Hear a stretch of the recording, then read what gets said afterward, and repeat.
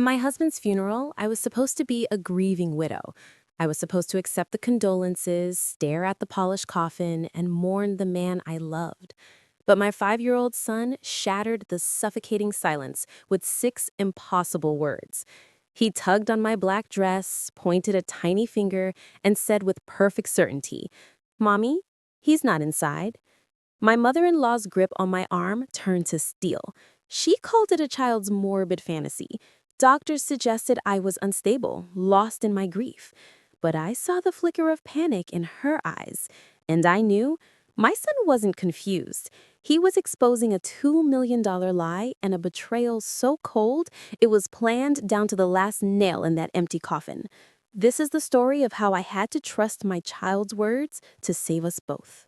The air in the funeral parlor was thick and heavy, saturated with the cloying scent of lilies and the hushed, respectful grief of strangers. It felt like drowning in silence. I stood near the front, my hand resting on my 5-year-old son Leo's shoulder, a fragile anchor in a sea of dark suits and sorrowful faces. My husband, Mark, was gone. That was the reality everyone else had accepted.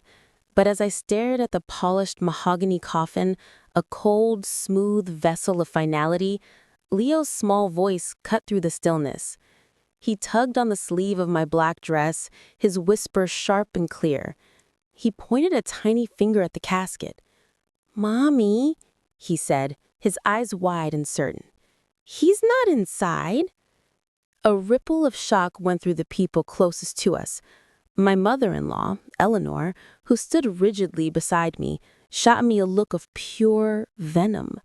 Her grief had been a strange thing to witness all week, less like sorrow and more like impatient administration. She squeezed my arm, her nails digging in. "Get a hold of your son, Sarah," she hissed, her voice a low threat. I felt a hot flush of shame, of panic. I bent down, trying to shush him, to tell him that of course Daddy was in there, that we don't point, that we must be quiet. But Leo just shook his head, his conviction unshaken. "No, Daddy promised me. He's on his pirate adventure. He's not in the box." My life with Mark had been normal, beautifully, reliably normal. We'd met in college, married by the lake where we had our first real conversation, and built a quiet life in a small town. Mark was a geologist, a man who loved the earth, who felt more at home on a rocky trail than in a crowded room. Our world was solid, grounded. The only crack in its foundation was his family. Eleanor had never thought I was good enough. I was too quiet, my family's background too modest. She saw me as an accessory her brilliant son had unfortunately picked up. Her comments were small, precise cuts about the way I dressed, the way I decorated our home, the way I was raising Leo. Mark always defended me, but he did it gently, always trying to keep the peace. He hated conflict. Then, last week, he went on a solo hiking trip to the Cascade Mountains, a difficult trail he'd wanted to conquer for years. 2 days in, a park ranger found his gear near a treacherous cliffside. A storm had rolled in unexpectedly. They said he must have slipped.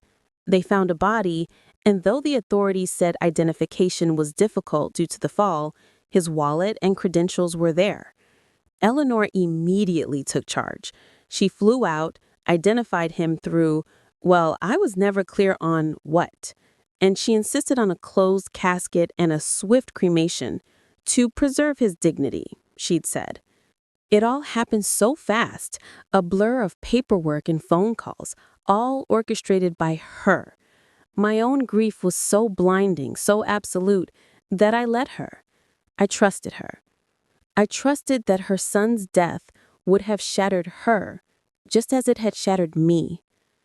But watching her now, her jaw tight with irritation rather than sorrow, Leo's impossible words began to echo in a hollow space inside me, a space that had until this moment been filled with nothing but pain.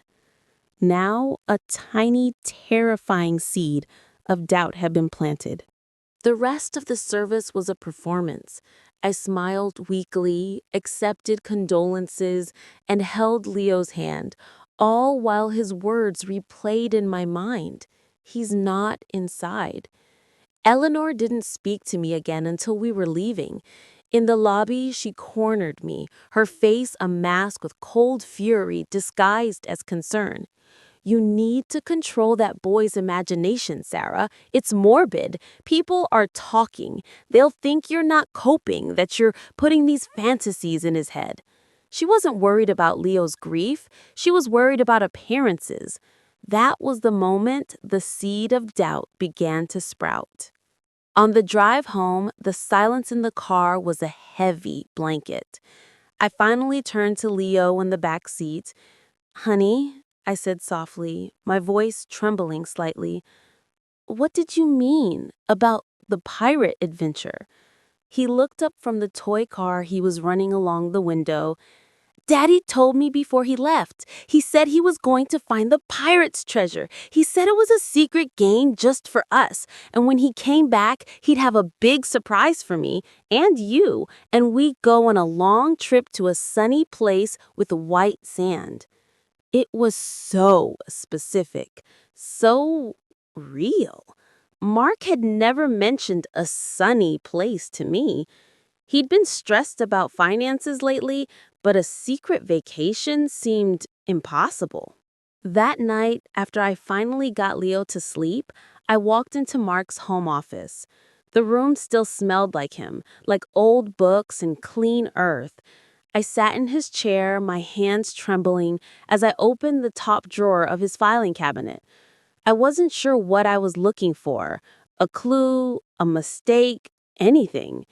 And then I found it, a thick folder from an insurance company. Inside was a life insurance policy taken out just 2 months ago.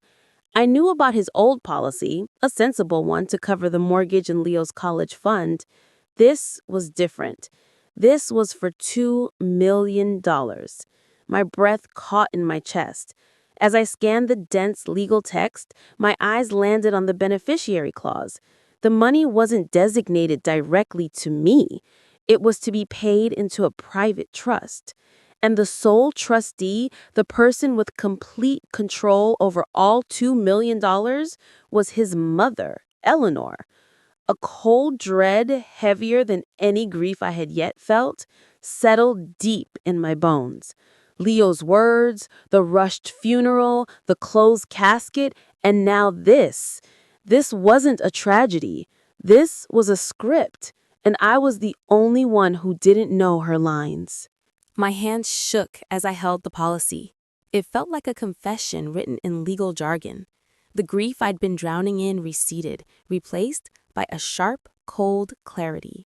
I was not just a widow, I was a victim. And my son, in his innocence, had been the one to hand me the truth. The next morning, I didn't call my family. I didn't call my friends. I called a lawyer. A woman named Miss Albright, whose name had been given to me a year ago by a colleague. She specialized in family law and financial disputes. She was known for being sharp, methodical, and completely unflappable. When I sat in her sterile, quiet office and laid out the story, I expected her to look at me with pity, to gently suggest grief counseling. I felt insane saying it all out loud. My 5-year-old son says my dead husband isn't in his coffin, and I think he's right. But Miss Albright didn't flinch. She listened, her pen making small, precise notes on a legal pad. She looked at the copy of the insurance policy, her eyes narrowing. "The timing is opportunistic," she said, her voice calm and even. "A new massive policy, a trustee with a history of animosity towards you, an insistence on immediate cremation without a formal independent viewing. These are not just red flags, Mrs. Miller. These are fireworks." For the first time in a week, I felt like I could breathe. I wasn't crazy. I had an ally. She told me the first step was to file an emergency injunction to halt the cremation, which was scheduled for the next morning. I went home feeling a sliver of strength returning. It was just in time. That afternoon, Eleanor showed up at my door. When I opened it, she pushed past me, her eyes scanning the house.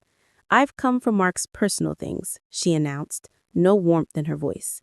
"His laptop, his financial records from the office. I need to start settling his affairs."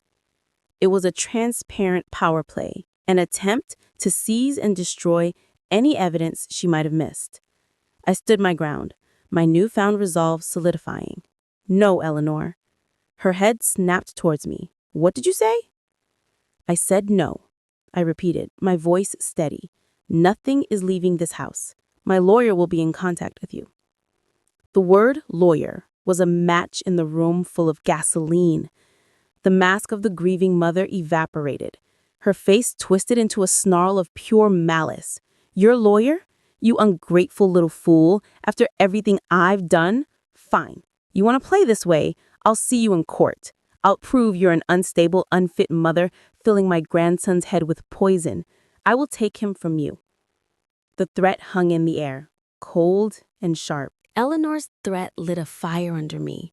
The fight for truth was now a fight for my child. Miss Albright moved with incredible speed. The injunction was granted, halting the cremation just hours before it was scheduled. She then took our evidence, the suspicious policy, my testimony about Eleanor's behavior, and the odd circumstances of the accident to the police. The detectives were skeptical at first, but the financial motive was too glaring to ignore. Insurance fraud involving a fake death wasn't just a family drama, it was a serious felony. The climax of my story didn't happen in a dramatic courtroom confession. It happened with a quiet, chilling phone call. A week after the injunction, Ms. Albright called me. "Sarah," she said, her voice steady but carrying an immense weight. "They got the court order. They opened the casket this morning." I held my breath, my knuckles white as I gripped the phone. "It was empty," she continued. "Empty, except for several sandbags to give it the appropriate weight. My son was right. He's not inside." I sank into a chair, a wave of dizzying validation mixed with pure horror washing over me. The man I had loved, the father of my child, had tried to erase himself, to abandon us for money, with the help of his own mother. The police investigation unraveled their scheme with stunning efficiency. Financial records showed Mark had been siphoning money for months into an offshore account, the pirate's treasure he'd told Leo about. He and his mother, along with his younger brother who had helped stage the accident, were apprehended at an airport in Texas, trying to board a one-way flight to Costa Rica with forged passports, the sunny place with white sand. Months have passed. The legal proceedings are over. Mark and his family are facing the consequences of their actions. The insurance money was frozen and the policy voided. My life is quiet now. Leo and I are still in our home, the foundation of which feels solid once more because we rebuilt it ourselves. I don't feel anger anymore, just a profound and bottomless sorrow for the man I thought I married, and a fierce, protective love for the little boy who saw the truth when no one else could. He reminded me that sometimes the most honest voice in the room is the smallest one. We have to be brave enough to listen. Names and certain details in this story have been altered for privacy and entertainment purposes.